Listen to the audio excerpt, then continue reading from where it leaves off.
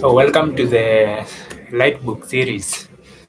Today is all about The Art of War by Sun Tzu, which was translated by Giles.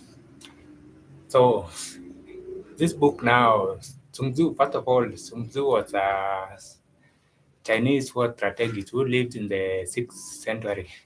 Whereby he was born in 540, whereby he was born in 544 BC and then he died in 496 BC. So Sun Tzu was a general in the kingdom of Wu. Now, Sun Tzu, what he does is that there are different aspects to his book. So the first one is that the most important thing to him is the strategy. And now the strategy that he recommends is that you should win a war without fighting it. So what that means is that if you can win the war without fighting, then that is the best way to go about it. In case you cannot do that, you have to make sure that you can win the war before now getting into the details of fighting the war. So it is like making the plan to win the war before even setting your foot on the battlefield. So that is one thing. So it is about being strategic in the way you do things, and now if things can be avoided, you avoid them. The other thing about Sun Tzu is that he uses very short sentences, which kind of put things into perspective for you. So the way he does it is that the way he structures in sentences is that it is in kind of paragraph but not very long paragraph. So it is in terms of sentences which uses throughout the book. The other thing about him is that in terms of leadership now in our modern world, it is a very crucial book because now for me, for example, it talks about two ways of fighting a war. And now the first one is direct, and then the second one is fighting in the indirect way. Now the way he looks at it is that yes, you can join the wars in a direct manner whereby you line up before each other, you and now the enemy on the other side. But for you to win that war, you have to use indirect tactics. So that is the main thing now. Like for you to win, you have to find a way of blending the two, blending the direct and the indirect, so that you can create surprises for the enemies, and also so that you can deceive the enemy, so that you can have the upper hand. So it is more about combining the two.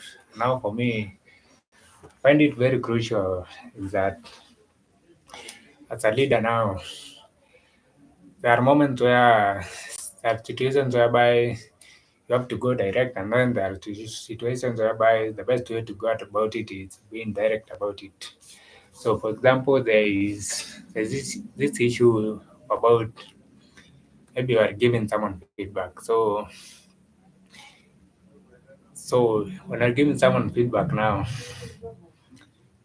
yes, you have to give them feedback, but so you have to combine the two, the direct and the indirect. Yes, you have to give him feedback based on the truth of the situation, but also you don't give the feedback in such a way that not help the person. So you don't give the feedback in form of criticism. So the best way to do it is by maybe constructive criticism or by giving suggestions. So that is the way that I can see it and apply in my leadership. So that's the way the indirect. The indirect is now using the suggestions and the using suggestions and now the constructive criticism. On the other hand, the truth is that you have to give feedback so that the issue that is going on does not happen again. So you have to find a way of combining the two. The other thing about Sun Tzu is that the way you look at things is that different perspectives looked at. Oh, so now I'll replace it in terms of our modern world. So the first thing we talked about is that when you know yourself, you have won half the war. When you know the enemy, you have you can now win the war. So this the way I see it in leadership is that you have to realize that you are a leader. It's not just about you. You also have to consider the other part of the equation. So the other person on the other end of the equation. So you have to find a way to bring the two together, and so that it's not just about you. It is all about you now. We'll end up not learning about the other person. So you want to combine that inward look with the external look. The other thing is that the other thing is about we talked about using the physical elements in terms of war. So that is in terms of moon, stars, now things like that. So the way I see it is that you have to realize the situation and turn, and now you have to realize the best way for you to act to the situation at hand. So what that means is that you cannot deal with situations in the same way at different times. So you have to realize that even if it is the same situation, you may have to handle it in a different way. The other thing it talks about is it's about the general being in harmony with the emperor of the state. So where I see this is that for me as a leader, like have to be have to be in harmony with my team so that we are all pulling in the same direction.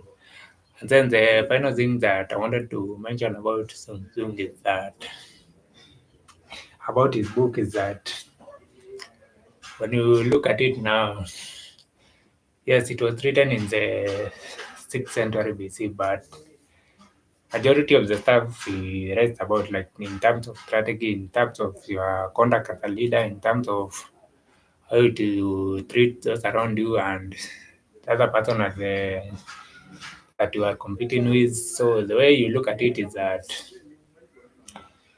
you look at it in terms of it is like you are playing a game, and now you the thing about games is that you should learn how to play better so that you can win the game. So it is more about putting yourself in the best position to win the game. And now that is the same way I see leadership in that you should you should adapt to the situations that come across so that you can handle them in the best way possible for the sake of everyone. So that is all I have to today, and I'll see you next week. So bye bye. PDM.